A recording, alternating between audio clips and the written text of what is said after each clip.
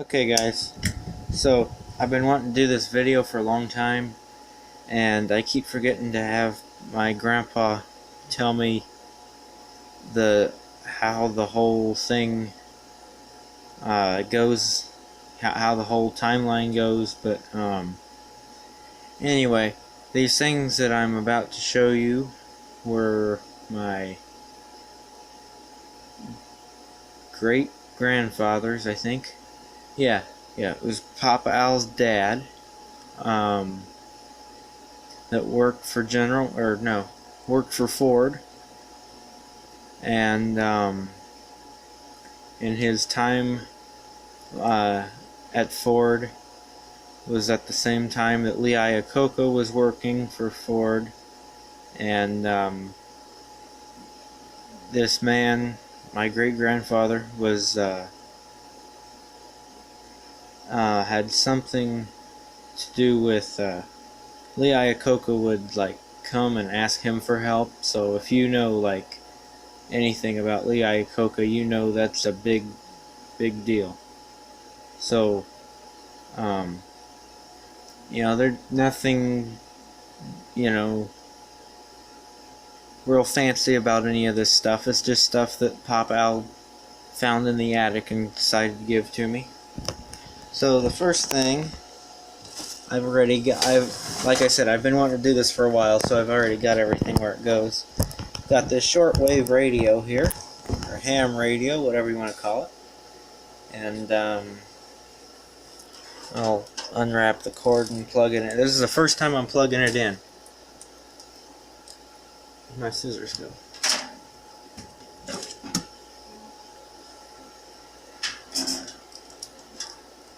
Oh, there. I found the start of the tape.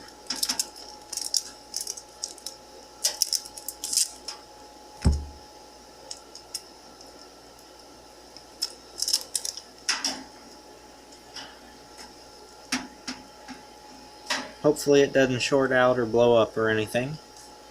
That would be bad. For a number of reasons, that would be bad. Get this cord all entangled. You can tell by looking at this cord, this plug, it's old. So, plug it in.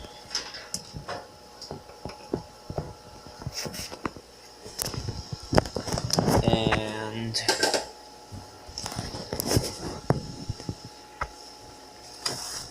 get my flashlight so I can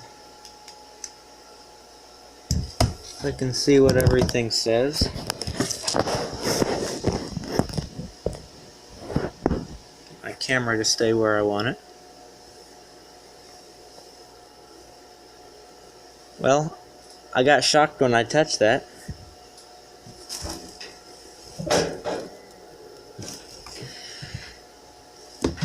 I don't have the antenna on it, and it's old. And since I just got shocked by trying to flip that switch, I think I'll stick with it. Just looks cool.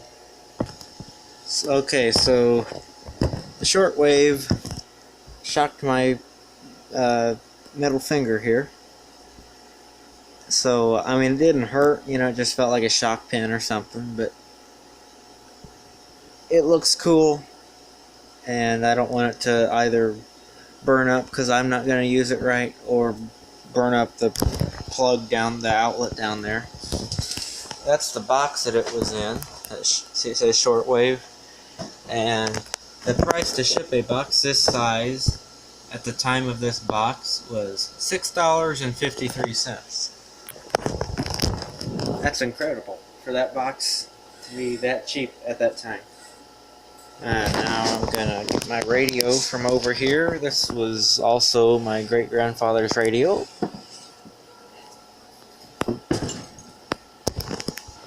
So it's easier if I just bring it over to the couch so that I can plug it into the wall. I don't have enough table space for this. So, well, the first thing that I noticed right off the bat is it's from Sears.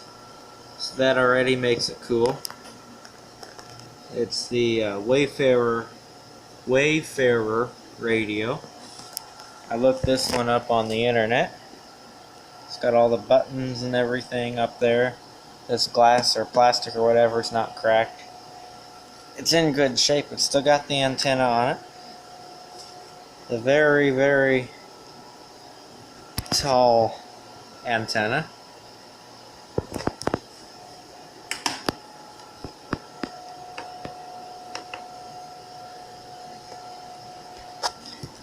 And something else cool, since I'm on the couch, I can lay it face down.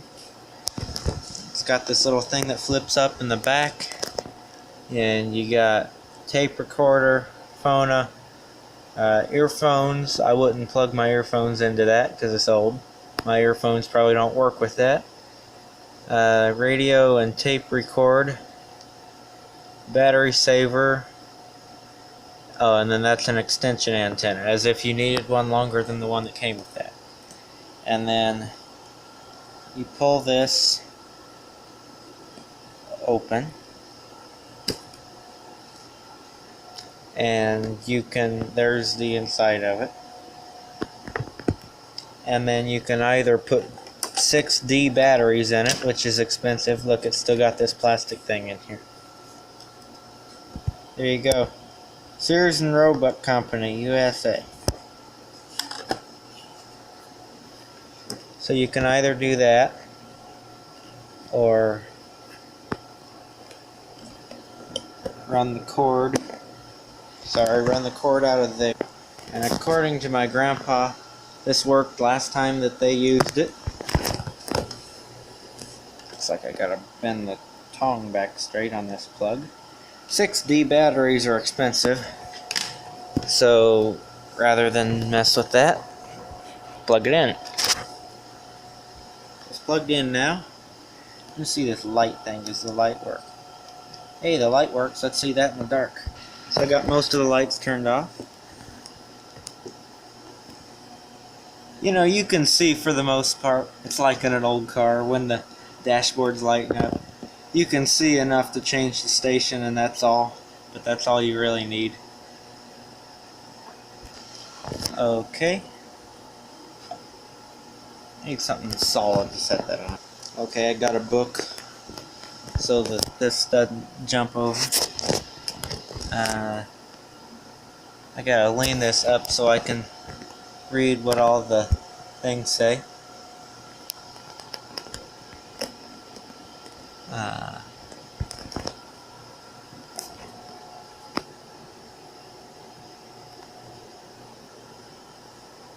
The FM, that's almost hard to read, it's yellow.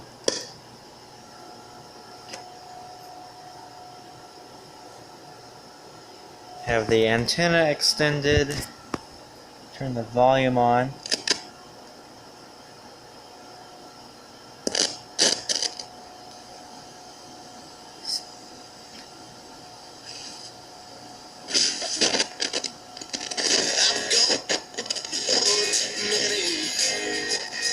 Hey, WWKI comes in. Let's see. I'm gonna mess with some of the settings. Oops.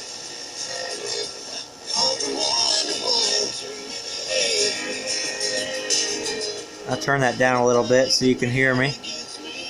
Okay, I'm gonna turn the volume up, turn the bass up. See, like, I'll turn the bass. Bass is off. Bass is on. That doesn't make a difference. About treble. Okay, that made a big difference. Hear how it's muffled now. Now I'm going to turn the treble back up.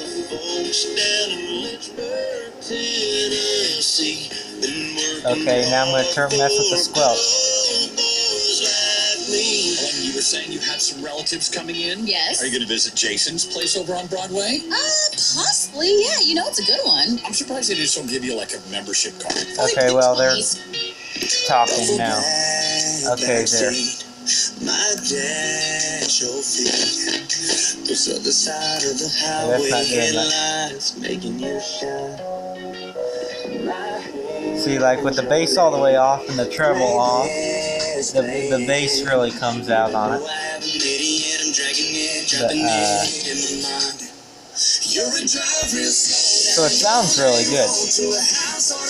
What else comes in? The one from Logan Sport come in at all? That's one of them.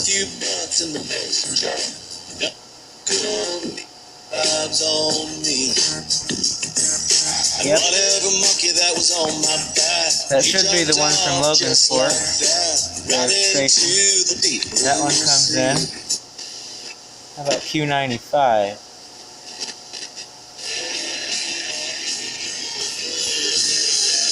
Well, I've got it, but it's kind of fuzzy. Things. Then.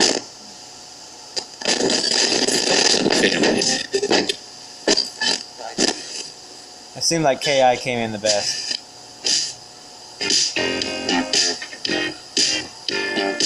Thanks for listening to today's best music. 90.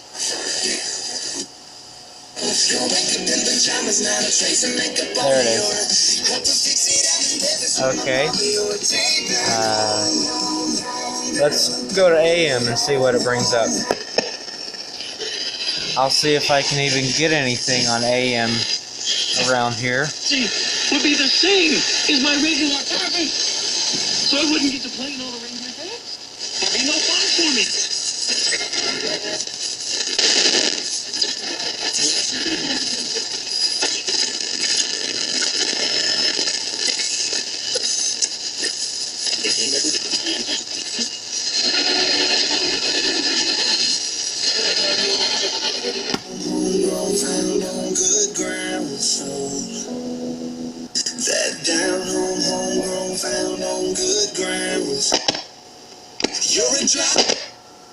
Okay, so I've got it off now. Oh, I could have just turned the volume off. But, I'm going to put this down so I don't tear it up.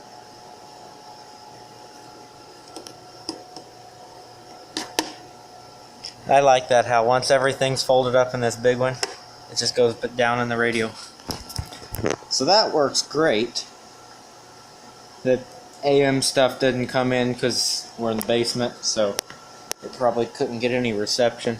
That's probably what I need that extension antenna for.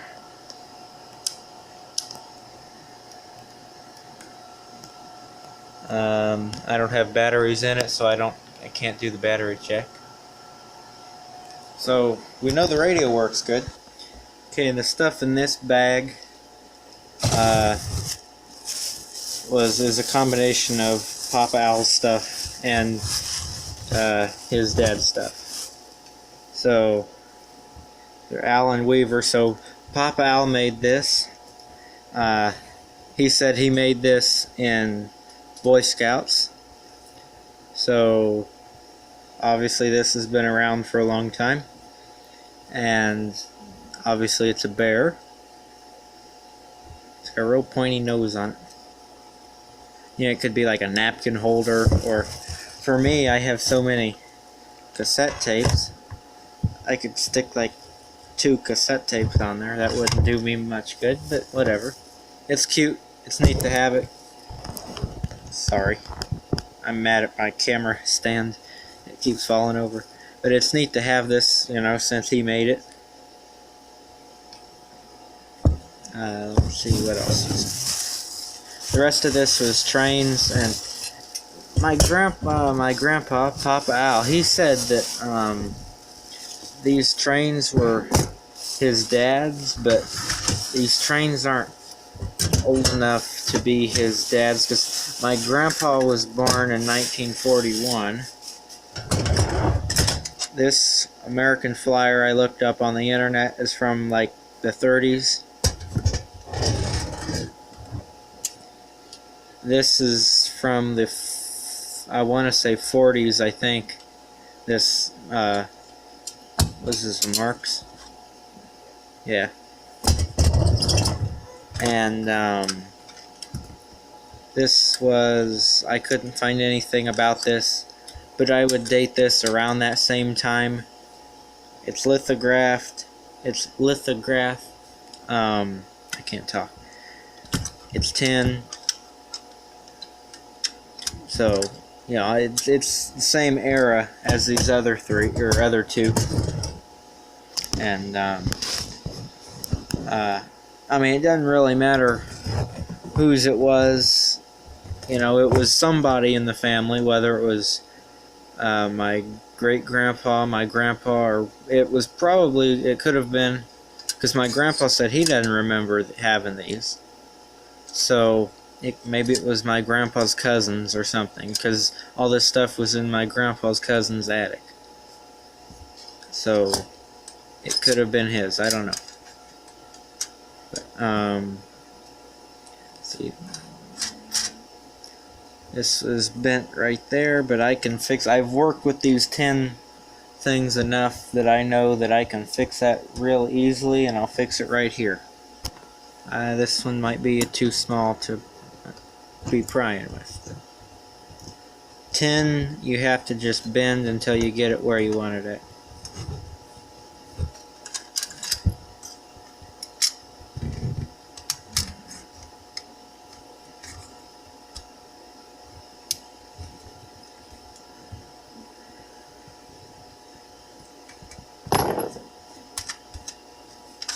You know, and like I said, I can keep working on it, but that's not what the video's not about fixing the train.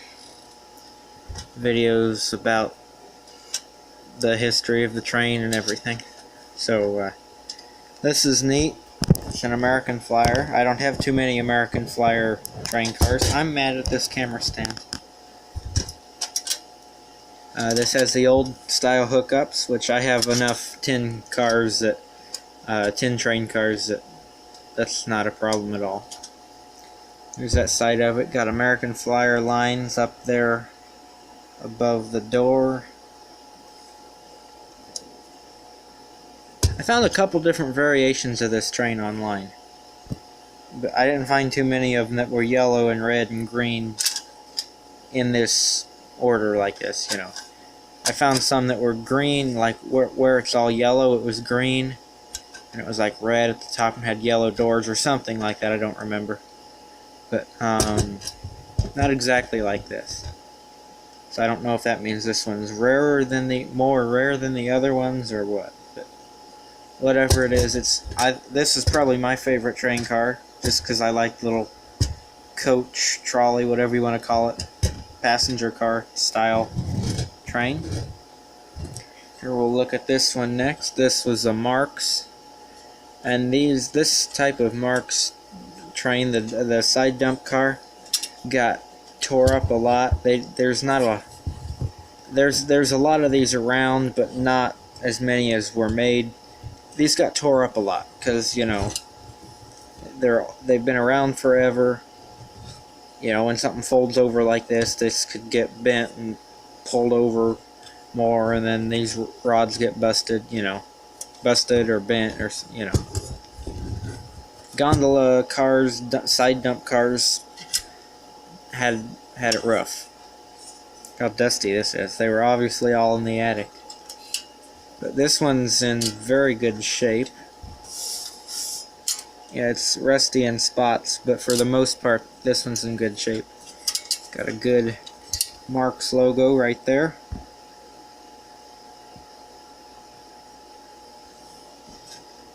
And this is New York Central. I think the old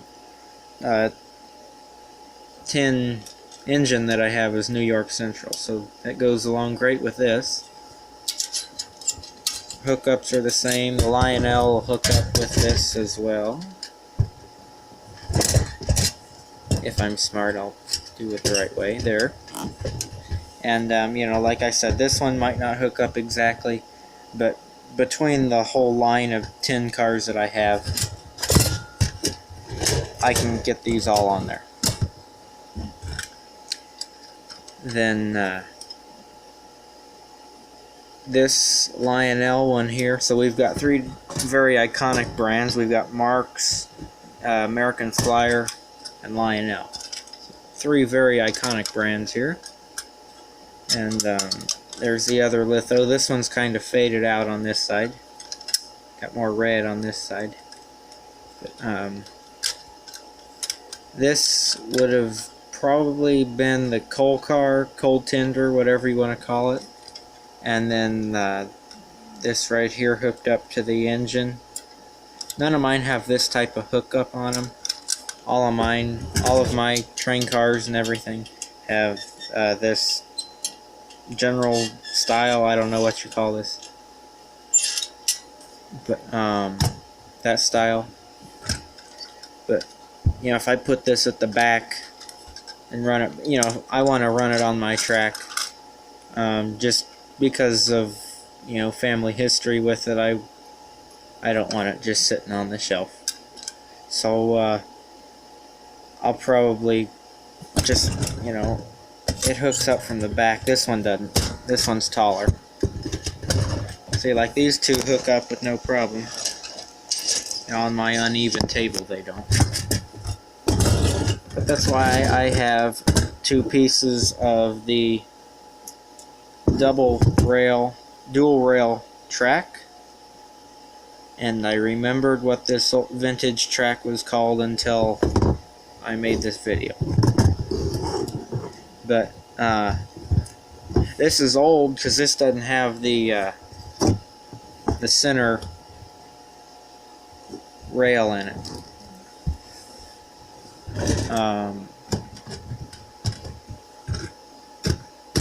Here, I'll show you what I was talking about.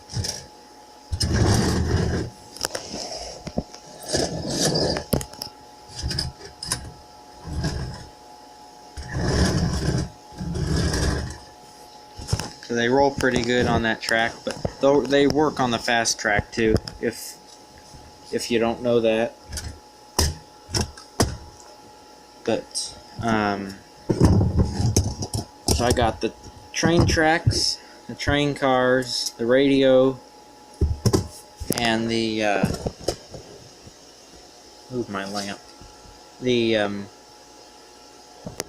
shortwave radio. Oh, I forgot something. This is the new Supermax Spring Aerial. Blah blah blah. I'm just list price of $2.50. Look how old this sticker is. Radio News Laboratories. This is the antenna for the shortwave radio. And it says it'll stretch from 60 to 125 feet. As old as this is, I'm not even going to try that. But I mean, you open this up, other than this tear in the cardboard here, the box is in good shape. If you work in antiques, you know that's good for value, although I'm gonna hold on to this, so you know, it doesn't matter what kind of condition it's in. It's neat to have the box. It's got this paper still in here.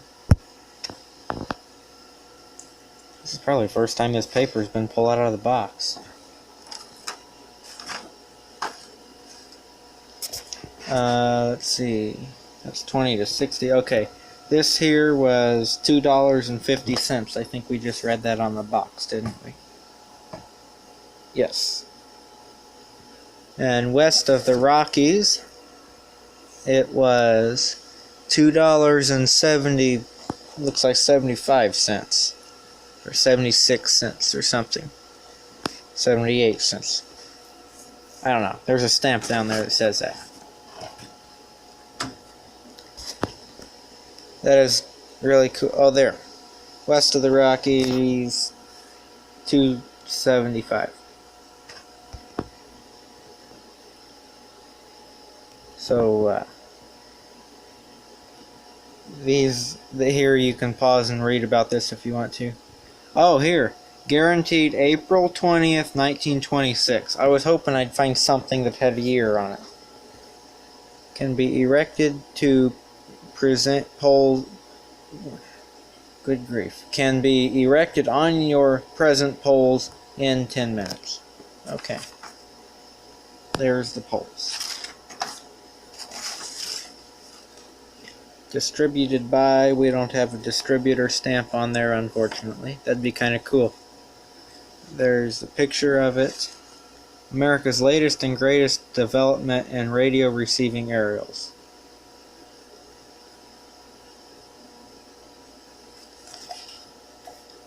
So, if you know about electricity, oh dear. Hold on a second. Well, it's still pretty stretchy because I had a heck of a time pulling it back up on the table after it flopped over in my lap. If you know anything about electricity, as I was saying, you recognize that these glass things here are insulators for the electricity. Your wires screw on in between this brass plate and the nuts.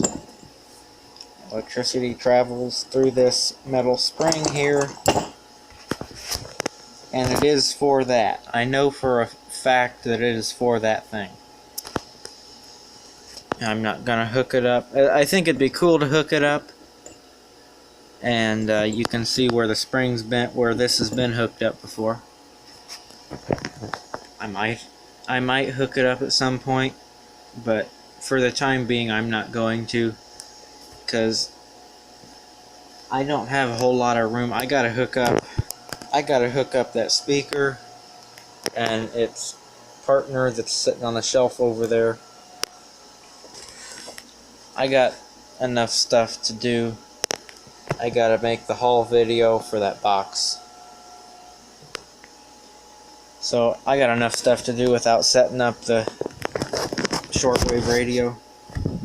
I will find somewhere to safely store this thing so that it stays almost like you just pulled it out of the box after you got it home from the radio shop.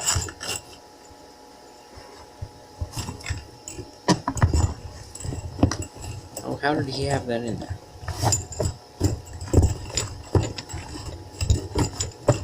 Something like that, right? Our box, our lid. So like I said, the box is says new spring aerial on this end of the box. On this end it says nothing, and yeah.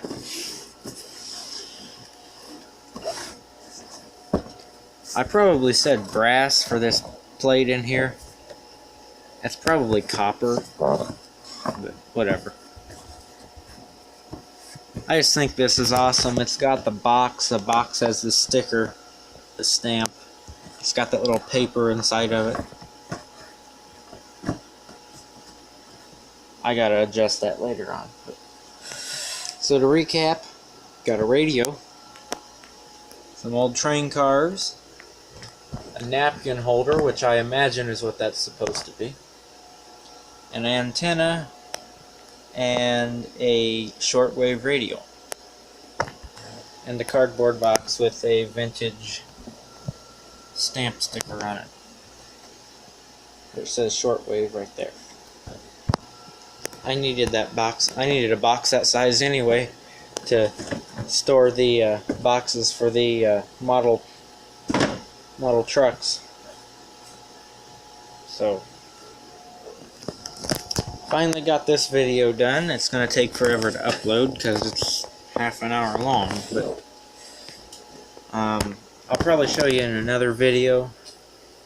Like I said, I'll get this coach fixed, and then I'll pull them around on my track with my vintage train so I can show you guys how they work, how they sound. If you've never heard the tin train cars before, they squeak and make all kinds of noises, more realistic to a real train than the ones do now.